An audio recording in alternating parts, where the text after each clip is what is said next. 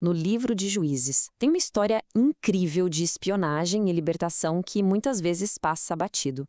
É a saga de Ehud, um herói que ninguém esperava e que usou sua característica mais única como a arma secreta de uma nação inteira. Bora mergulhar nos segredos por trás dessa operação tão audaciosa? E é aqui que a coisa já começa a ficar interessante. Como é que um homem canhoto, vindo de uma tribo cujo nome significa filho da mão direita, conseguiu virar o jogo da história?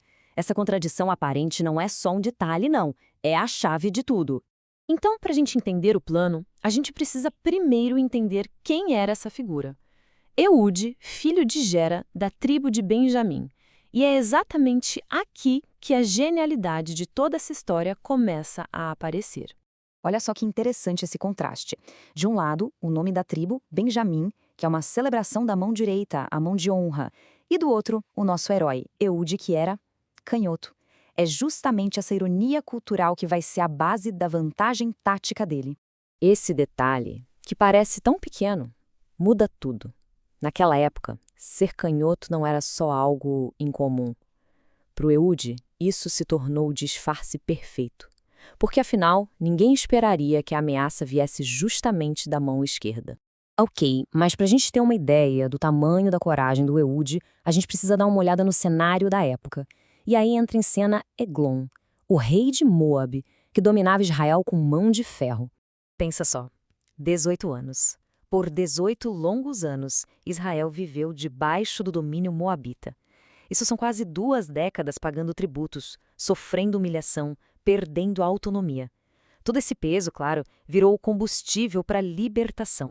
O rei Eglon tinha sua base de poder em Jericó, um verdadeiro oásis. Ele vivia no maior luxo, sabe?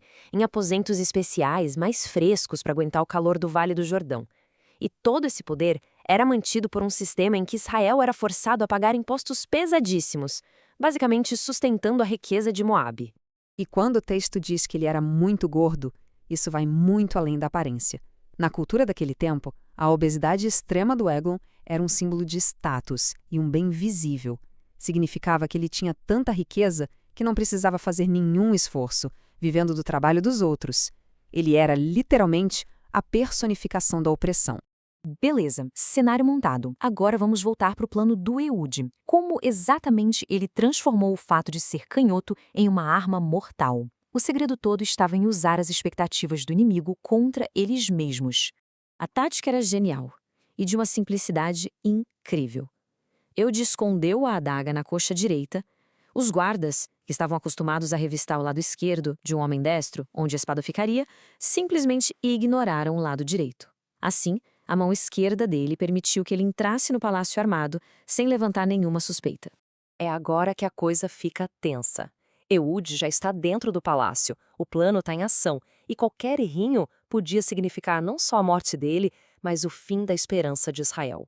A desculpa perfeita foi a entrega do tributo. Com essa cobertura, Eude se aproxima do seu alvo. Ele age como um servo leal e consegue a confiança do rei para ter um momento a sós com ele, bem longe dos guardas. E aí, num piscar de olhos, o golpe acontece.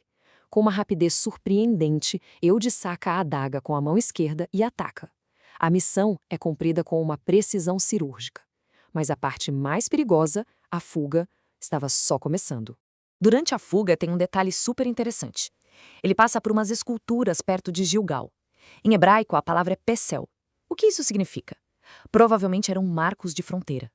Ao passar por eles, Eude estava na prática sinalizando que tinha deixado o território inimigo e entrado numa zona segura para começar a segunda fase do plano. E é nesse momento que a missão de um homem só vira o chamado para uma revolução. O som do chofar, aquela trombeta de chifre de carneiro, ecoou pelas montanhas, chamando o exército de Israel para a batalha. Porque o que o Eude fez não foi só um assassinato, né? Foi o pontapé inicial para libertar uma nação inteira. Vamos ver agora o impacto que essa estratégia ousada teve a longo prazo. E essa história do Eude, ela segue um padrão que a gente vê várias vezes no livro dos Juízes. É um ciclo, sabe? De queda e redenção. Mostrando como uma única pessoa, usando seus dons únicos, pode se tornar um instrumento de salvação para todo um povo. Depois do toque do chofar, a estratégia militar que se seguiu foi brilhante. Eles tomaram o controle dos pontos de travessia do Rio Jordão. Com isso, eles simplesmente cortaram a rota de fuga do exército moabita, o que garantiu uma vitória completa e decisiva. E o resultado de tudo isso? Dá uma olhada nesse número.